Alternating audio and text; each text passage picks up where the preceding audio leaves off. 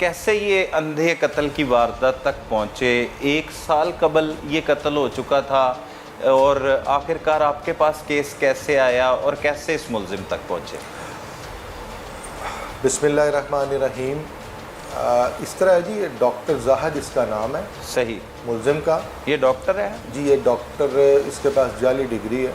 सही। डॉक्टर। और इसकी जो बीवी थी उसको कुछ अपनी ख़ानदानी जायदाद मिली थी, जिससे कुछ पैसे मिले, जिससे इसने एक कनाल का घर ख़रीद लिया जौहर टाउन में। अच्छा। और घर अपने नाम लगा लिया। बीवी का और इसका इस बात से झगड़ा रहता था।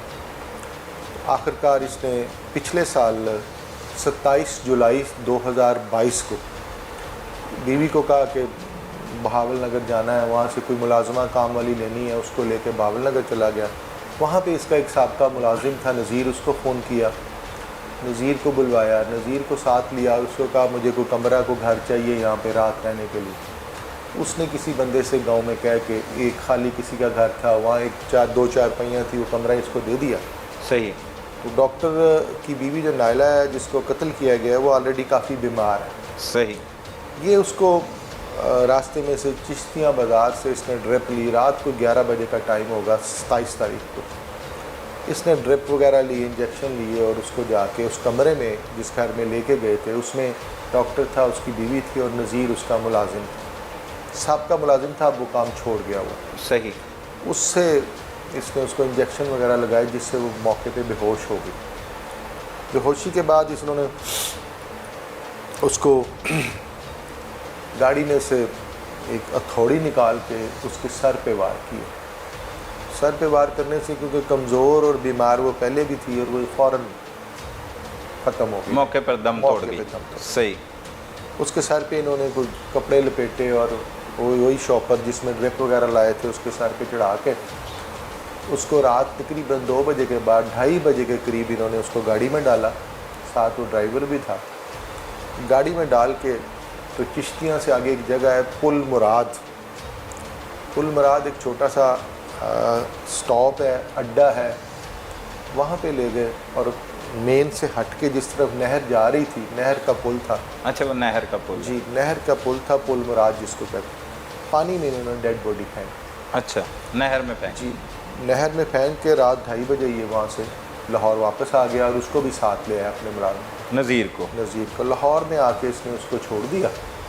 और 2-3 दिन इसी तरह गुजारने के बाद इसने नज़ीर को नायला का मोबाइल दे के अपनी बीवी का कराची भिजवा दिया। अच्छा जी, 2-3 दिन बाद? 2-3 दिन बाद, यानी 1 तारीख को वो कराची गया, 2 तारीख को नायला के मोबाइल की लोकेशन कराची में आ रही थी। सही। उसने वहाँ पे जाके मोबाइल ऑन रखा, उसकी लोकेशंस आती रही, 1-2 मैसेज जो रूटीन के कंपनी मैसेजेस आते हैं।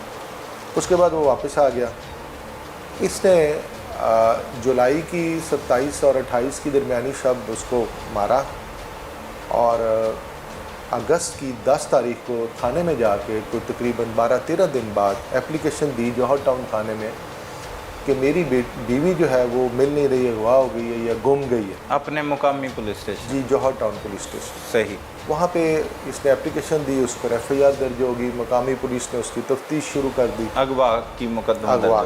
ठीक है। इसी दौरान इसने दोबारा 17 तारीख को, यानी 11 को FIR दर्ज होती है अगस्त को, और 17 अगस्त को 17 अगस्त 2022? जी 22। सही। दोबारा ये अपने मुलाजिम को, नज़ीर को भिजवाता है कराची। वो कराची जाता है, वहाँ जाके दोबारा ये नंबर ऑन करता है और साथ में पेपर पे लिख के मैसेज उसको दे देता है कि ये मैसेज इस नायला के नंबर से मेरे नंबर पे करवा देना। अच्छा। वो वहाँ से 2 मैसेजेस पेपर पे लिखे हुए ले जाता है मुलाजम। किसी रास्ते में जाते हुए लड़के को कहता है कि ये 2 मैसेज हैं, ये नीचे जो नंबर 2 लिखे हैं इन पे ये मैसेज कर दो। एक अपने नंबर पे जो मैसेज करवाता है उसमें लिखती है वो, या ये लिखवाता है, मतलब वो तासुर यही दे रहा है कि वो लिख रही है। अब वो जब मैसेज मैंने भी पढ़ा तो उसमें लिखा था कि जाहिद जी आप परेशान ना होइएगा, मैं माफ़ी चाहती हूँ, मैं आपको बताए बगैर आ गई, तो मैं अल्लाह की राह में तबलीग के लिए निकली, तो ज़िंदगी रही तो दोबारा मिलेंगे। अच्छा, ये मैसेज है। जी बस इतना मतलब टेक्निकल और इतना ख़तरनाक मुलजिम। उसके बाद इसने एक और मैसेज उस नायला की दोस्त को करवाया, उसके मोहल्ले में रहती थी। हम उससे भी मिले तो उसने वो मैसेज हमें दिखा दिया कि मुझे तो ये मैसेज आया। उसमें उसने लिखा था कि जी मैं जा रही हूँ तो तुम्हारे बच्चों का क्या हाल है और मेरे खामन ज़ाहत का ख्याल रखना। अच्छा, तो वो मैसेजेस पढ़ के वो डिटेलें देख के कराची में होना और ये सारा कुछ, वो मकामी पुलिस को वो चक्कर ही देता रहा, ट्रैप करता रहा और उनके गलत साइड पे, गलत डायरेक्शन पे चलाता रहा। सही। नायला का कोई अपना भाई बहन वालिदैन कोई ऐसा नहीं था रिश्तेदार अजीज़ो कारब जो पूछते जाहिद से जब इसने कत्ल किया इतने अरसे बाद इसने दरख्वास्त दी, उस दौरान के नायला कहाँ पे है, कोई उसका नहीं था लिंक? नायला अकेली बहन थी, उसका अच्छा। बहन भाई कोई नहीं था। अच्छा, इकलौती बेटी थी। उसके जो वालिद और वालदा है वो दोनों फौत हो चुके थे। अच्छा, अब उसके दूर के कज़न वगैरह, दूर के कज़न वगैरह वो ज़रा लेकिन हमने इंटरेस्ट जब वगैरह। इन्वेस्टिगेशन, अच्छा ये कुछ 8-9 माह इस तरह केस चलता रहा और मकामी पुलिस को यही नज़र आता रहा और ये लग भी यही रहा था, हमें भी शुरू में यही लगता रहा कि तबलीग के लिए कि वो चली गई। तबलीग के लिए चली गई और मैसेज करती रही है और ये वो। फिर हमने बड़ा उस पर बैग पे काम किया, चेक किया कि ऑलरेडी वो मैसेज लिख सकती है, वो इस तरह मैसेज लिखती है, उसका तरीक़ाकार क्या ये उसी ने मैसेज लिखा है।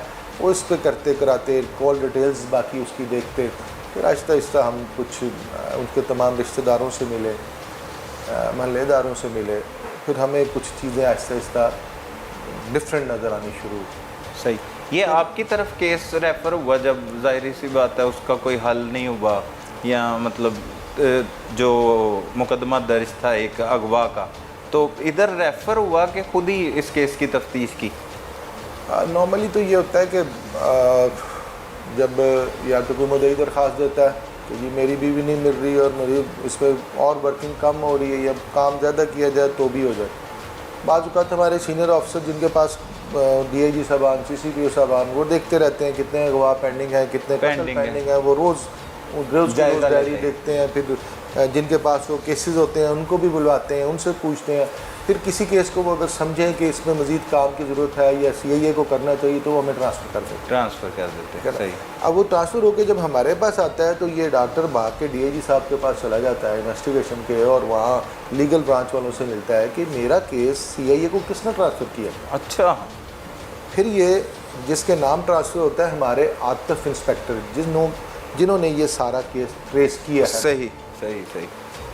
आतिफ इंस्पेक्टर के ख़िलाफ़ ये एप्लीकेशन देता है कि जी आतिफ जो है वो तो मेरे किसी मुखालफ से मिल के उसने ये इन्वेस्टिगेशन चेंज करवा ली है, अदरवाइज़ मैं उसके पास इन्वेस्टिगेशन करवाना ही नहीं चाहता। हालांकि इसने ना आतिफ को देखा होता है ना आतिफ ने इसको देखा होता है। अच्छा, किसी को नहीं पता।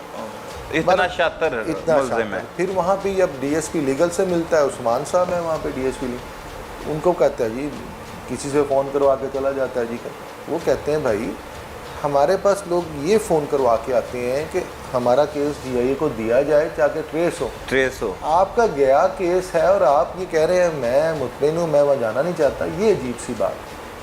बहरहाल वो जब हम उस पर काम करते हैं हमें हमारा शक मज़ीद इस पर बढ़ता जाता है, इन बात यकीन में बदलना शुरू हो जाता है। फिर जब उस पर मज़ीद वर्किंग करते हैं तो इसको पकड़ते हैं, फिर उसके बाद इसके साथी जो है नज़ीर उसको पकड़ते हैं। जब इंटरव्यू करते हैं तो फिर हमें समझ आती है कि इसमें कोई गड़बड़ है, इनकी कॉल डिटेल्स देखते हैं।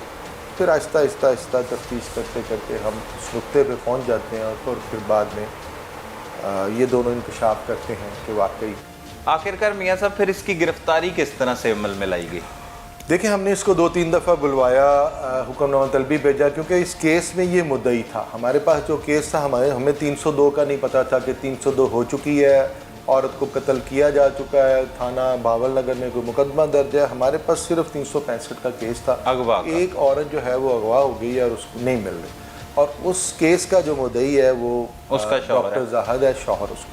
हमने हुक्मनामे तलबी इसको भिजवाए और इसने सबसे पहले एतराज़ किया कि मैं CIA से तफ्तीश नहीं करवाना चाहता। बिल्कुल, वो दरखास्तें भी दी आपने बताया, एप्लीकेशंस भी उसके ख़िलाफ़ दी, हाँ, वो एप्लीकेशन में पेश भी होता रहा, फिर ये सामने भी नहीं आया, उससे भी हमें कुछ यकीन में बदल गया हमारा शक कि ये इन्वॉल्व हो सकता इसको। है। हाँ, इसीलिए ये नहीं करवाना चाहता। अच्छा। अगर ये अपनी बीवी को ढूंढना चाहता तो इससे अच्छा और क्या मौका था कि CIA के पास इन्वेस्टिगेशन आई है, CIA खुद बुला रही कि आए हमें बताएं, हम जाके उसको ढूंढते हैं, ये मदद करते हैं। हैं। लेकिन बाद में जब इसको बुलवाया तो ये भी हमारे पास नहीं आया। फिर इसने अपने फ़ोन शोन भी बंद कर लिए, फिर अपनी लोकेशन भी इसने गायब कर दी, अपने मौके से आगे पीछे हो गया। फिर हमने इसका पीछा किया, आखिरकार जिस तरह मुल्ज़िम एक दिन पकड़ा जाता है, ये पकड़ा गया। अच्छा, फिर इसे गिरफ्तार किया? जी, इसे मतलब आया नहीं ये जी नहीं, खुद नहीं कि आया है तो आपने कोई तफ्तीश की या पूछा तो उसमें ये बिठा खुद लिया? बिल्कुल नहीं आया। इसको जाके हमने पकड़ा है, पकड़ के इसको लाए हैं, फिर इसके साथी को पकड़ा है, फिर इनसे इंटरव्यूज़ किए हैं। बहुत शुक्रिया तौकीर साहब।